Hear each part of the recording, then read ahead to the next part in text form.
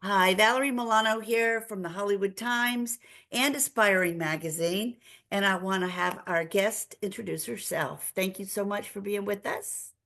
Hi, thank you for having me. My name is Dr. Pat Beckmann Wells, and I'm the director of the Mombomb series.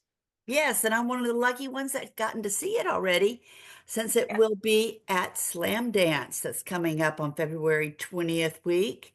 So, Mom Bomb has a unique blending AI with fairy tales. So, what inspired this story?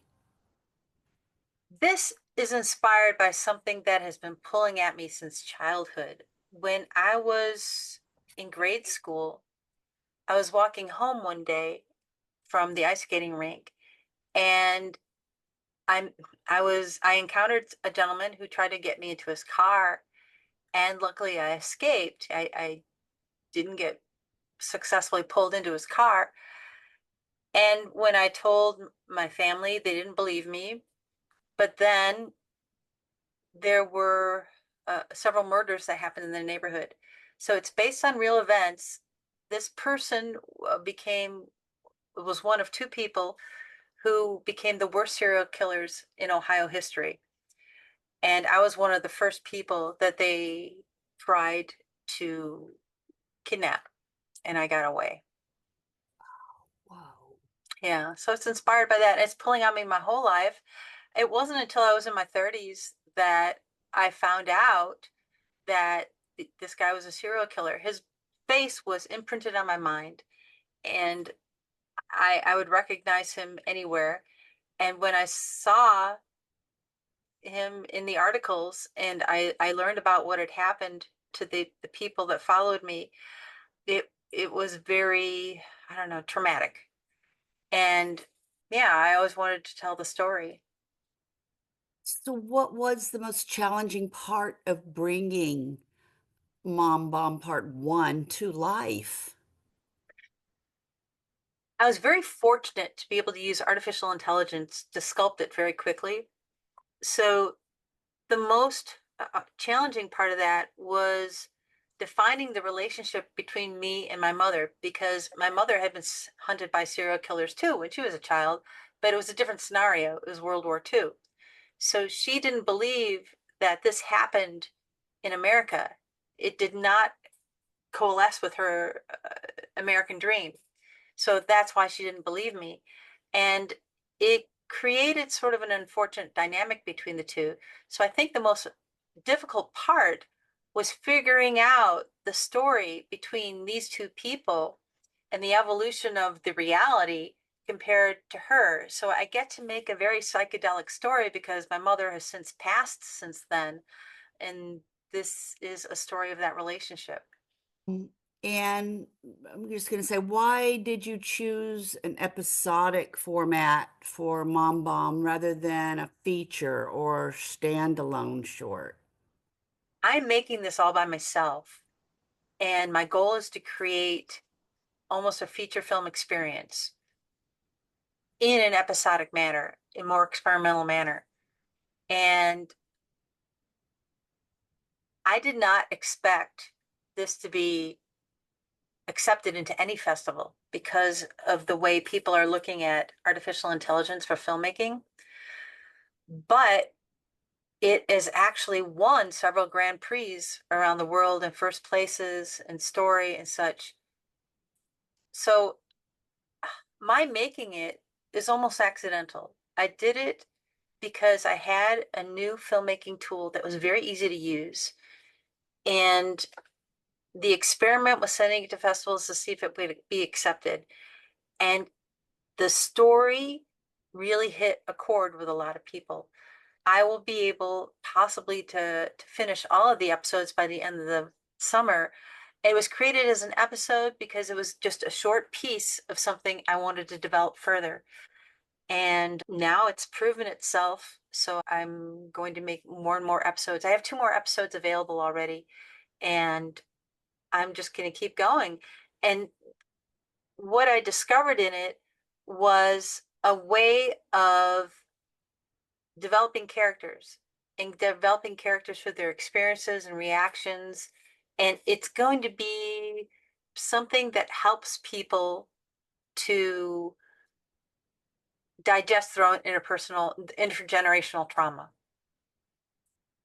Yeah, it was a little traumatic for me, especially It's how not dramatic, but it's actually a horror comedy. We take a light look at it because you can't digest that much horror without a little bit of sweet. absolutely.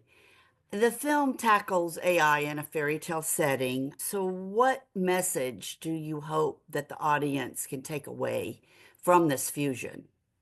There are a variety of messages, and I think the overall message is how to self-heal, how to digest something, because it took my whole life to digest this. And it's also about accepting trauma into your life, that it is a natural human condition. We're going to have it, it's going to happen to us, and we need to prepare ourselves for it. Yeah. One gift my parents gave me, even though it was tough to digest as a kid, were the Brother Grimm's fairy tales. And those are not acceptable to tell the children anymore. And I want to reevaluate that. So taking a risk there, introducing that idea to people. We have Slam Dance coming up, and you're an alumni of Slam Dance. Can you talk about that a little bit? Like any responses that you expect from this particular, uh, it's coming out the 20th to the 26th, correct? Correct. So you want to talk a little bit more about Slam Dance for our audience? Okay. Slam Dance is a terrific festival. It is such a great experience. And I advocate everyone to try to become a part of it or at least attend it. It has an energy like no other festival that you can attend or that I have attended. And I'm sure there's other festivals like it. I just haven't gone to them yet. But this is just a dynamite, dynamic festival. The filmmakers get to know each other. Then the filmmakers, once they've presented at Slam Dance, become the jury for future festivals. They get involved in the program, they get involved in the interviews, and then they can also have their works on the Slam Dance channel. Slam Dance has done remarkable things for filmmakers in the past where they've connected them to agents and to representation, to sales deals. It's a very Hollywood experience, but it's for independents. So it's a very punk experience in addition to be Hollywood because they tend to pick work that's not your typical Hollywood work, which opens things up and refreshes Hollywood in a great manner. So I don't know what's going to happen, but I know I'm going to meet some great people. Lovely. Yes, I'm sure I will too. And Mhm. getting back to your film, Mom Bomb Part One implies there's more to come. Can, Absolutely. can you give us a glimpse into what's next for this story? Sure. As I alluded to earlier, it gets a little psychedelic Yeah. because Mom Bomb is based on real events. It's not a documentary. But where I'm taking it is I got my doctorate in educational psychology after having gone to film school at USC and focusing on animation and special effects. And I'm taking some of my life experiences and putting it into this. I make the grown up Pez into a psychiatrist who is dealing with people who have certain issues, but she's lost her ability to hear them. She's just disconnected. She's just unfocused. And it's because she's learned about the serial killers in her childhood and she's freaked out because one of them is going to be let out on parole very soon. And she's afraid because she was one of the people that spoke up at the hearing to get him put in the jail. So she's lost all focus and she's starting to see the ghosts from her past. And she has a call to action and she refuses it in the next episode.